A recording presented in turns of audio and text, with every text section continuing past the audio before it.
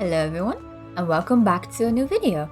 This time I will be covering Cookie Alliance once more, as it's now season 22 and some slight alterations to the teams that we were using before have been revealed, such as one thing, we are using 3 teams instead of the usual one because the last waves in the season are really annoying, especially because they have a lot of hit shields, which our main team, which now has Sea Fairy, is a bit harder at dealing with. So I'm going to show you how to build these teams exactly. And of course, these teams weren't 100% made by me. I had some help with these teams, there's credit right now on the screen, so thank you very much to those people. So let's go right in. So, main team, Donut, Mango, Sea Fairy, Tart, and Cream Puff. If you don't want to use Sea Fairy, that is totally okay. You can still use Squid Ink over Sea Fairy just fine. But I will be using Sea Fairy for this video. And keep in mind, your Mango and your Cream Puff do need at least a level 10 candy. And the treasures are Clock, Ropes, and Scroll. Toppings. For Donut, you'll be using a Rasp and Crit mix set, which is 3 attack, 2 crits. Just focus on attack and crits, and for Donut, I do recommend a good amount of damage resist. And of course, at least 3% cooldown as they always use. Mango will be running a full crit set this time. Just focus as much as crits as you can, and I do recommend at least 8% cooldown because it makes his skill and his weakness go up way more frequently, and that really helps. Additionally, don't forget you need to give Mango a good amount of attack speed because he's one of the cookies taking the ropes bonus, the other one being Tart. But yeah, let's go on to Sea Fairy. Sea Fairy will be using a 2 crit and a 2 attack set just like Donut. Just focus as much attack and crit as you can, nothing more really. And a Crystal Gem, it's fine from level 1, just have it unlocked because it helps. Then, Tart also will be using a 2 crit and a 3 attack set.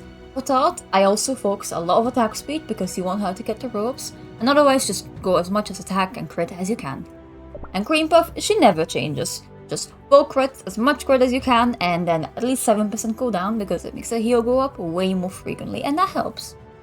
You will use this team from wave 1 until wave 57. Pretty much your main team for most of it, and only at the end do you switch to the other teams. What other teams do we switch to? Well, I will show you. This is your second team. I know, it looks a little bit weird seeing as it has 5 DPS cookies, no healers, no front at all, but it works. You are using this team for wave 57 and 58 because those waves are a bit slow with your main team, and that's why we use these instead, which is Stardust, Shining Glitter, Moonlight, BP, and Rye. If you're missing one of these cookies, just replacing them with anything that does a lot of area damage will probably work. This was just the best setup. So, let's go right into the toppings. So, Stardust is using his usual set like he uses in Arena and such, which is just a full crit set. The substats don't matter as much on this team, but I will still just recommend just some good damages and just focus on attack and crits. Then, the same thing goes for Shining Glitter. For her, I just focus on attack and crits and just left it there, because she just runs a full crit set. Now, Moonlight. She will be running a full attack set, a 3 attack and 2 crit set also works, but this is fine. And just focus as much attack and as much crit as you can. Now, BP, back row. For her, we'll also be running a full crit set. Do keep in mind, I definitely recommend to have her Crystal Gem unlocked as well. But if you don't have her Crystal Gem, it's not the biggest deal out there. It still works without a Crystal Gem, but I recommend it. You should be crafting it anyway. And Rye, same thing, full attack, just focus as much attack and as much crit as you can. What's important in this team is don't forget the treasures. The treasures are really interesting. Why? Because we are using the Paper Charm, and in the last few waves, all the enemies have a ton of hit shields, and this Paper Charm can just get rid of the shields, even if they're hit shields. It doesn't even have to hit the enemy, but all the hit shields just disappear. So, last team. This team, it's not even a full team, but that's on purpose, is for just wave 60. And why is it not a full team? Because in this way, it rotates faster, and you actually kill it faster. You could probably shove someone at the very end, but it's really not needed, because by the time Licorice gets his cast in, the boss should already be dead anyway. And as you can see, yes, it's fine to not level your Coco. Mine is also not leveled. She is just here so that your team does not get stunned. So, let's get right in. Coco is just a full attack set. The toppings really do not matter, so I just shoved a full attack set on her. And even the level doesn't matter. As long as she moves first, you're good to go. Then, Black Lemonade. I also have a full attack set on her, and just focus as much attack and as much crit as I could.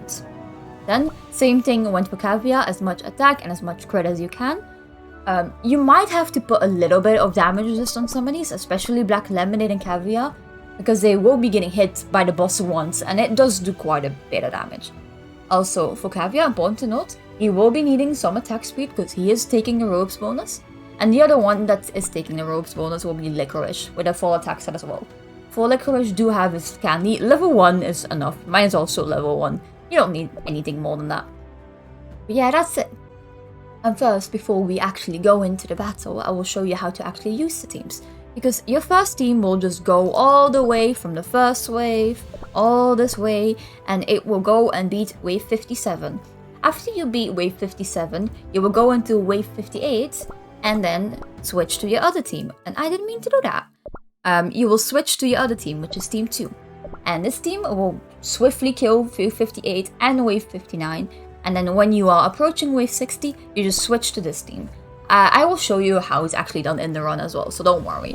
But yeah, let's go right into the run, shall we?